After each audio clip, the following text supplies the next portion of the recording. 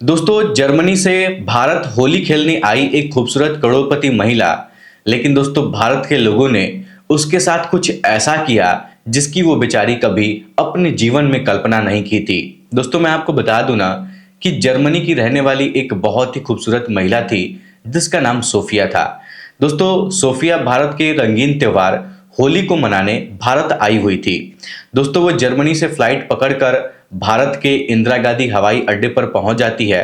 वहां पर पहुंचकर वो एयरपोर्ट से बाहर निकलती है। वो थोड़ी सहमी होती है क्योंकि दोस्तों वो पहली बार जर्मनी से भारत आई होती है।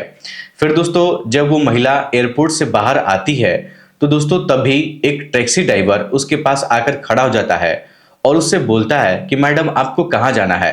तो दोस्तों सोफिया उसको एक होटल का पता दिखाती है और टैक्सी में बैठ जाती है। फिर वो टैक्सी में बैठकर होटल का एड्रेस चेक करती है तो दोस्तों उसको दिखाई देता है ना कि एयरपोर्ट से केवल 10 मिनट की दूरी पर उसका होटल का एड्रेस था। लेकिन दोस्तों उस महिला को उस टैक्सी में बैठे हुए लगभग 45 मिनट गुजर चुके थे। दोस्तों वो महिला डरने लगती है और बार बार ड्राइवर से सोफिया पूछने लगती है कि आप मुझे कहाँ लेकर जा रहे हैं। तो दोस्तों वो टैक्सी ड्राइवर कोई जवाब नहीं देता है और चुपचाप गाड़ी चलाता रहता है। तभी दोस्तों कुछ दूरी तय करने के बाद वो सोफिया को लेकर एक सुनसान जगह पर पहुंच जाता है और वहां पर गाड़ी को रोककर सोफिया को गाड़ी से नीचे उतारता है और अपने पॉकेट से चाकू निकालकर सोफिया से कहता है कि तुम्हारे पास जो भी पैसा रुपया है वो सब कुछ मुझे दे दो। दोस्तों मैं आपको बता दूं ना कि सोफिया के पास एक बैग होता है जिसमें काफी कीमती सामान होते हैं जो सोफिया रखी होती है। और दोस्तों वो ड्राइवर उस बैग को सोफिया के हाथों से छीन लेता है। फिर सोफिया जोर जोर से चिल्लाने लगती है। वो कहने लगती है कि बचाओ बचाओ, इस तरीके से गुहार लगाने लगती है। तभी दोस्तों वहां पर एक नौजवान लड़का आता है जिसका नाम करण यादव होता है। दोस्तों उसकी आवाज सुनकर ना वो बेचारा वहां पर पहुंच जाता है और उस टैक्सी ड्राइवर को जोर से पीछे से धक्का मारता है। तो दोस्तों टैक्सी ड्राइवर धड़ाम से नीचे गिर जाता है और फिर जो करण है ना वो उसको मारने लगता है और उससे कहता है कि फटाफट अभी के अभी यहाँ से भाग जाओ, नहीं तो मैं तुम्हारी जान ले लूंगा। दोस्तों मैं आपको बताऊं ना कि वो टैक्सी ड्राइवर जो था ना वो अधेड़ी उम्र का था। 40 से 45 साल उसकी उम्र हो चुकी थी। लेकिन दोस्तों जो करण था वो बहुत ही नौजवान था। वो टैक्सी ड्राइवर करण से डर जाता है और डर कर तुरंत अपनी टैक्सी लेकर वहीं से फरार हो जाता है। तब दोस्तों सोफिया ये सारी चीजें वहां पर खड़ा होकर देखती रहती है और लगातार रोती रहती है। उसके आंसू रुकने का नाम नहीं लेते हैं क्योंकि दोस्तों जर्मनी से पहली बार भारत आई थी और पहले दिन ही उसके साथ ऐसा हादसा हो गया था तो वो बेचारी बहुत ज़्यादा डर गई थी। तभी दोस्तों सोफिया करण से कहती है ना कि थैंक यू, आपने मुझे बचा लिया, नहीं तो पता नहीं आज ये मेरे साथ क्या करता, आज मेरे साथ क्या क्या हो जाता। तब दोस्तों करण उससे कहता है ना कि मैडम कोई बात नहीं है, आप परेशान मत होइए, आपको कहाँ जाना है बताइए, मैं आपको छोड़ देता हूँ। आप बुरा मत मानिए, हर जगह हर देश में बहुत सारे लोग होते हैं, कुछ गलत लोग भी होते हैं, कुछ अच्छे लोग भी होते हैं, इसलिए इस बात को ज़्यादा माइंड मत करिएगा, ज़्यादा सोचिएगा मत, यहाँ पर अच्छे लोग भी बहुत सारे हैं। फिर दोस्तों वो पूछता है ना कि मैडम आपको कहाँ जाना है। तो दोस्तों सोफिया क्या करती है कि अपने होटल का एड्रेस उसको दिखाती है। तो दोस्तों करण उसको लेकर होटल पर पहुंच जाता है। अब दोस्तों जब करण सोफिया को वहां पर छोड़कर वापस जाने लगता है तभी दोस्तों सोफिया उसका हाथ पकड़ लेती है और उससे कहती है कि देखो ना, मैं यहाँ पर होली मनाने के लिए आई थी, यहाँ के होली के बारे में मैं बहुत सुनी थी, बहुत नाम है यहाँ के होली का, इसीलिए मैं इस बार की होली यहाँ पर मनाने के लिए आई थी। क्या तुम कल की होली मेरे साथ मनाओगे? मैं चाहती हूँ कि आप मेरे साथ रहो और मेरे साथ होली मनाओ, यहाँ के आसपास के गांव में मुझे ले चलकर होली दिखाओ, मैं मनाना चाहती हूँ। तब दोस्तों करण उससे कहता है ना कि मैडम कोई बात नहीं है, यहाँ पास में ही मेरा गांव है, वहाँ चलकर आप कल होली मना लीजिएगा, कल सुबह मैं आपको 9 बजे के आसपास लेने के लिए आऊँगा, आप मेरे साथ चलिएगा, मैं आपको दिखाऊंगा कि हमारे देश के लोग किस तरीके से होली मनाते हैं। अब दोस्तों इतना कहकर जो करण है ना वहां से होटल से बाहर निकलता है और अपने घर चला जाता है। और दोस्तों जो सोफिया है ना वो अपने रूम में आराम करने लगती है। अब दोस्तों इस तरीके से कुछ घंटों का वक्त गुजरता है, जब रात गुजरती है और जब अगला दिन सुबह आता है तो दोस्तों अगले दिन सुबह के 9 बजे करण उसके होटल पर पहुंच जाता है और जब सोफिया करण को देखती है तो उसके खुशी का कोई ठिकाना नहीं होता है। फिर दोस्तों वो उसके बाइक पर बैठती है और उसके साथ साथ उसके गांव चली जाती है। गांव में पहुंचकर सोफिया देखती है कि गांव में जो बहुत सारे लोग थे वो सभी लोग एक दूसरे को रंग लगा रहे थे, अबीर लगा रहे थे और कुछ लोग नाच गाना भी कर रहे थे, कुछ लोग ढोल झाल भी बजा रहे थे। जो पूरा गांव था वो एक साथ होली का त्यौहार मना रहा था। फिर दोस्तों जब गांव वाले सोफिया को वहां पर देखते हैं ना, तो उसकी खूबसूरती को वो लोग देखने ही लगते हैं, क्योंकि दोस्तों वाकई में जो सोफिया थी ना वो दिखने में बहुत ही ज्यादा खूबसूरत थी। उसका बदन गोरा था और गांव के सभी लोग जब उसको देखते हैं तो उसको रंग लगाने के लिए दौड़ पड़ते हैं और सोफिया काफी खुश हो जाती है। अब दोस्तों खुशी खुशी सोफिया भी उन सभी लोगों के साथ होली का त्योहार मनाती है। तभी वो देखती है कि वहां पर बहुत सारे लोग भांग पी रहे होते हैं। फिर दोस्तों सोफिया उनके नजदीक जाती है और उनसे कहती है कि अंकल जी ये क्या चीज है, आप लोग क्या पी रहे हैं, मुझे भी पिलाओ, मैं भी पीना चाहती हूँ। तभी दोस्तों गांव के लोग कहते हैं कि मैडम जी आप ये मत पीजिए, इसको पीने से नशा हो जाएगा। तब दोस्तों सोफिया जिद करने लगती है, तो गांव के लोग सोफिया को एक गिलास में भांग जो बनाए होते हैं बनता है वो उसको दे देते हैं। अब दोस्तों करण भी उस समय उसको रोकने की बहुत कोशिश करता है, लेकिन सोफिया उसके भी बात को नहीं मानती और उससे कहती है कि देखो मैं कई सालों से हिंदुस्तान की होली मनाने के लिए सोच रही थी, लेकिन इस बार जब आई हूँ तो इतना अच्छा मौका मैं नहीं छोड़ सकती हूँ। उसके बाद दोस्तों जो सोफिया है ना वो ठंडे का गिलास लेती है और पूरा गटक गटक कर पी जाती है। धीरे धीरे दोस्तों कुछ देर बाद जो भांग का नशा है उसको चढ़ने लगता है और फिर वो वहीं पर बेहोश होकर गिर जाती है। उसके बाद दोस्तों गांव के सभी लोग चिंतित हो जाते हैं कि आखिरकार लड़की को क्या हो गया है। फिर दोस्तों करण क्या करता है कि एक कार बुलाता है वहां पर और सोफिया को उस कार के अंदर बैठाता है और फिर पास के ही एक अस्पताल में ले जाता है। तो दोस्तों जब डॉक्टर साहब उसका चेकअप करते हैं ना, तो डॉक्टर साहब बोलते हैं कि परेशान मत हो, कोई बात नहीं है, इसको बस थोड़ा सा नशा हो गया है, कोई दिक्कत नहीं है, 1-2 घंटे बाद इसको होश आ जाएगा, इसको लेकर चले जाओ। फिर दोस्तों करण उसको कार में बैठाकर होटल पर चला जाता है, उसको रूम के अंदर लेकर जाता है और बिस्तर पर लेटा देता है और दोस्तों वहीं पर रुककर सोफिया का देखभाल करने लगता है। दोस्तों उस समय सोफिया ना नशे की वजह से बहुत ज्यादा परेशान थी, उसको बहुत ज्यादा बुखार हो गया था और दोस्तों इसी वजह से सोफिया को काफी उल्टी भी आ रहा था। लेकिन दोस्तों करण अच्छी तरह से उसकी वहां पर देखभाल करता है और इसके हाथों को इसके पैरों को दबाता रहता है, मलता रहता है। लेकिन दोस्तों रात के 12 बजे के बाद जब सोफिया को होश आता है, तो दोस्तों सोफिया देखती है ना कि जो करण है उसके सिर के पास बैठा हुआ है और उसको हल्की हल्की झपकी आ रही है। दोस्तों सोफिया ये सब कुछ देखती है ना तो उसकी आंखों से आंसू आ जाते हैं। सोफिया उठ के बैठ जाती है और करण को एकटक निहारती रहती है। फिर दोस्तों सोफिया तुरंत करण को जगाती है, ऐसे हिलाकर जगाती है, तो करण उठ जाता है और जब करण सोफिया को अपने सामने अच्छे से स्वस्थ देखता है तो वो उससे कहता है कि सोफिया तुम ठीक हो ना, आपको किसी तरह का कोई तकलीफ तो नहीं है। तब दोस्तों सोफिया जब इस बात को सुनती है तो वो करण से कहती है कि अगर आप मेरे पास बैठे हैं तो मुझे क्या तकलीफ हो सकती है, अगर आप हैं तो मुझे कुछ नहीं होगा, आपने हर जगह मेरा साथ दिया है, आपका मेरे ऊपर बहुत बड़ा एहसान है। उसके बाद दोस्तों सोफिया करण को क्या करती है ना कि गले से लगाने की कोशिश करती है, अपनी बाहों में भरने की कोशिश करती है।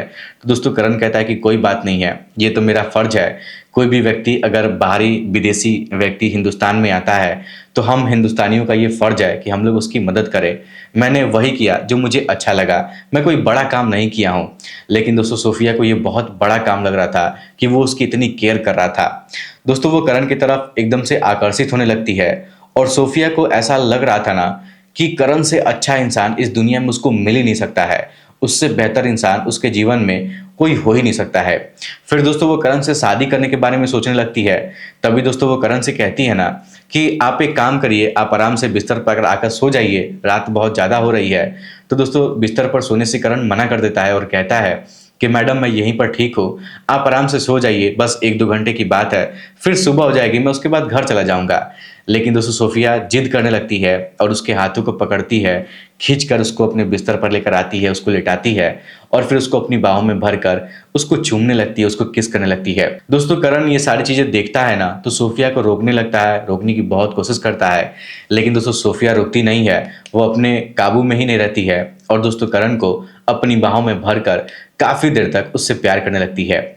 उसके बाद दोस्तों करण भी उसको अपनी बाहों में भर लेता है और वो भी उसके साथ प्यार करने लगता है। दोस्तों मैं आपको बता दूं कि उस रात दोनों के बीच में जिस्मानी संबंध वगैरह बनता है, शारीरिक संबंध बनता है। लेकिन दोस्तों अगली सुबह जब सोफिया सोकर उठती है ना तो वो बहुत खुश होती है। लेकिन दोस्तों करण को शर्मिंदगी महसूस हो रहा था, तो करण सोचता है ना कि मुझे ऐसा नहीं करना चाहिए था, पता नहीं सोफिया क्या सोच रही होगी। फिर दोस्तों सोफिया तभी कहती है ना कि अरे आप परेशान मत होइए, आप कोई गलत काम नहीं किए हैं, मैं आपसे प्यार करती हूँ और आपसे बहुत ही ज़्यादा मैं खुश हूँ। अब दोस्तों इस बात को सुनने के बाद ना जो करण है वो सोफिया से कहता है ना कि सोफिया जब मैं पहली दिन तुमको देखा था ना तो उसी दिन से मैं तुमको पसंद करता हूँ, इतना कहते ही जो करण है वो सोफिया को अपनी बाहों में जकड़ लेता है और उसको सीने से लगा लेता है। अब दोस्तों दोनों एक दूसरे से प्यार करने लगे थे। फिर सोफिया करण से कहती है ना कि क्या आप मुझसे शादी करना चाहोगे? तो दोस्तों करण कहता है कि क्यों नहीं, मैं तो खुद ये बात आपसे करने वाला था कि मैं आपसे शादी करना चाहता हूँ, मैं आपसे बहुत ज़्यादा प्यार करता हूँ। फिर दोस्तों करण क्या करता है ना कि सोफिया को लेकर अपने गाँव चला जाता है और अपने घर वालों से, अपने माता पिता से कहता है, उनसे मिलवाता है कि माता पिता जी देखिए ये सोफिया है, मैं इससे प्यार करता हूँ और मैं इससे शादी भी करना चाहता हूँ, ये भी मुझसे शादी करने के लिए राजी है। दोस्तों इस पर उसके माता पिता कहते हैं ना कि अगर तुम्हें सोफिया पसंद है और उसको भी कोई दिक्कत नहीं है, तुम्हें भी कोई दिक्कत नहीं है, तो हम लोग को कोई एतराज नहीं है। जब दोनों प्यार करते हो तो दोनों शादी कर सकते हो। उसके बाद दोस्तों सोफिया करण से कहती है ना कि करण कुछ दिन के बाद मेरा वीजा खत्म हो जाएगा, इसीलिए मुझे अपने देश वापस जाना होगा, पर मैं तुमसे प्रॉमिस करती हूँ कि कुछ दिन बाद मैं वापस जरूर आऊंगी। दोस्तों मैं आपको बता दूं ना कि जिस दिन सोफिया का हिंदुस्तान में आखिरी दिन था, दोस्तों ये दोनों लोग रात भर बैठकर रोए थे, दोनों एक दूसरे से बातें किए थे और सोफिया को ऐसा लग रहा था ना कि जैसे उसका कोई कीमती चीज हो वो हिंदुस्तान में छूट कर जा रही हो, वो छोड़ कर जा रही हो। फिर दोस्तों सोफिया करण से कहती है ना कि करण आप घबराइएगा मत, मैं जल्दी वापस आऊंगी और आपसे शादी करूंगी। अब दोस्तों करण सोफिया को लेकर इंटरनेशनल एयरपोर्ट पर जाता है और सोफिया को एयरप्लेन में बैठा देता है। फिर दोस्तों दोनों एक दूसरे को आखिरी बार वहां पर देखते हैं, बातचीत करते हैं और दोनों एक दूसरे को अलविदा कर देते हैं। उसके बाद दोस्तों सोफिया क्या करती है कि वो जर्मनी पहुंच जाती है और जो करण है वो अपने घर वापस आ जाता है। अब दोस्तों इस तरीके से कुछ दिन का वक्त गुजरता है। सोफिया जब जर्मनी पहुंच जाती है तो वहां जाने के बाद वो सारी घटना की जानकारी अपने माता पिता को बताती है और कहती है कि मैं उसी से शादी करना चाहती हूँ। तो दोस्तों सोफिया के माता पिता बहुत बड़े बिजनेसमैन थे, बहुत बड़े घर के आदमी वो लोग थे, पैसे रुपए की कोई कमी नहीं थी उनके पास, बहुत पैसा रुपया था, अफरात पैसा रुपया था। वो लोग सोफिया से कहते हैं ना कि सोफिया तुम हिंदुस्तान में जाकर शादी करोगी, शादी करने के लिए सोच रही हो, इससे अच्छा तो तुम यहीं पर कोई अच्छा सा लड़का देखकर यहीं पर शादी कर लो, यहीं पर अपना घर बसा लो। तो दोस्तों सोफिया अपने माता पिता से कहती है ना कि मैं करण से बहुत प्यार करती हूँ और मैं उसी से शादी करूंगी और हिंदुस्तान में उसी के साथ रहना चाहती हूँ। फिर दोस्तों सोफिया के माता पिता उसका ज़्यादा विरोध नहीं करते हैं और शादी करने के लिए मान जाते हैं। उसके बाद दोस्तों सोफिया के माता पिता और सोफिया ये तीनों लोग अपना वीज़ा वूज़ा बनवाते हैं, लगवाते हैं और सोफिया को लेकर हिंदुस्तान चले आते हैं। हिंदुस्तान में आकर वो करण के घर पर जाते हैं तो देखते हैं कि करण की हालत बहुत खराब होती है। दोस्तों मैं आपको बता दूं ना कि करण के माता पिता उसको बहुत समझाते हैं और उससे कहते हैं कि बेटा तुम चिंता मत करो, सोफिया वापस जरूर आएगी। लेकिन करण कहता था ना कि पता नहीं उसके जाने के बाद हो सकता है कि मूड बदल गया होगा, वो मुझे भूल गई होगी। इसी बात को लेकर वो चिंता में डूबा रहता था, ढंग से खाना भी नहीं खाता था, ना ही पानी पीता था। लेकिन दोस्तों जब सोफिया करण के घर अपने माता पिता को लेकर पहुंच जाती है तो दोस्तों उसकी खुशी का कोई भी ठिकाना नहीं होता है। दोस्तों वो तुरंत दौड़कर सोफिया के पास जाता है, उसको अपने सीने से लगाता है, गले से लगाता है और सोफिया के माता पिता भी करण से मिलते हैं, करण भी उनके माता पिता से मिलता है और फिर दोनों परिवारों के बीच में मिलजुल कर दोनों बच्चों की शादी की बात रख दी जाती है। दोस्तों एक दिन पंडित जी को बुलाकर अच्छा सा दिन दिखवाया जाता है, दोनों की शादी तय करवाई जाती है और फिर काफी धूमधाम से सोफिया और करण की शादी हो जाती है। दोस्तों उस समय सोफिया जो है ना वो लाल साड़ी पहनी हुई थी और इन दोनों की शादी जो है ना वो हिंदुस्तानी रीति रिवाज से होती है। हिंदुस्तानी दुल्हन का वो कपड़ा भी पहनी हुई थी और एक हिंदुस्तानी लड़की की तरह वो बेचारी जर्मनी से आकर भारत में शादी करती है। अब दोस्तों ये दोनों कुछ इस तरीके से पति पत्नी बन जाते हैं। उसके बाद दोस्तों सोफिया हिंदुस्तान में ही करण के साथ रहने लगती है और यहीं पर अपना घर बसा लेती है। दोस्तों मैं आपको बता दूं कि शादी के बाद सोफिया के माता पिता जब अपने देश जाते हैं वापस यहाँ से शादी करवाने के बाद, तो जाते जाते करण को 50 लाख रुपया बुलाकर एक चेक काट कर दे देते हैं और उससे कहते हैं कि बेटा यहाँ पर तुम अच्छा खासा अपना बिजनेस शुरू कर लेना, जिससे तुम्हारी और हमारी बेटी की जिंदगी आराम से कट जाएगी। अगर तुम्हें और पैसों की जरूरत पड़ेगी तो तुम बस हम लोग को फोन करके बताना, हम लोग तुमको भेज देंगे। अब दोस्तों जो करण है ना उस चेक को वापस अपने पास रख लेता है और कुछ दिन बाद सोफिया और ये जो करण है ये दोनों मिलकर एक हैंडक्राफ्ट का बिजनेस शुरू करते हैं और वो बिजनेस भी इनका अच्छा खासा चल पड़ता है। दोस्तों लगभग 2 सालों के बाद इन दोनों के बीच में एक संतान पैदा होता है, एक बच्चा पैदा होता है, उसकी उम्र अभी 1.5 साल है और इस तरीके से दोनों अभी तक खुश हैं, एक साथ अपने जीवन को व्यतीत कर रहे हैं। तो दोस्तों ये थी आज की कहानी। उम्मीद करता हूं कि आपको ये कहानी बेहद ही पसंद आई होगी। दोस्तों इस कहानी को सुनकर आप लोग क्या कहना चाहेंगे, अपनी राय हमें कमेंट बॉक्स में जरूर बताइएगा और दोस्तों ऐसे ही इंटरेस्टिंग कहानियां सुनने के लिए हमारे चैनल को सब्सक्राइब कर लीजिए, वीडियो को लाइक कर दीजिए। मिलता हूं आप सभी लोगों से किसी और वीडियो में किसी और कहानी के साथ। तब तक के लिए आप सभी लोगों का बहुत बहुत धन्यवाद।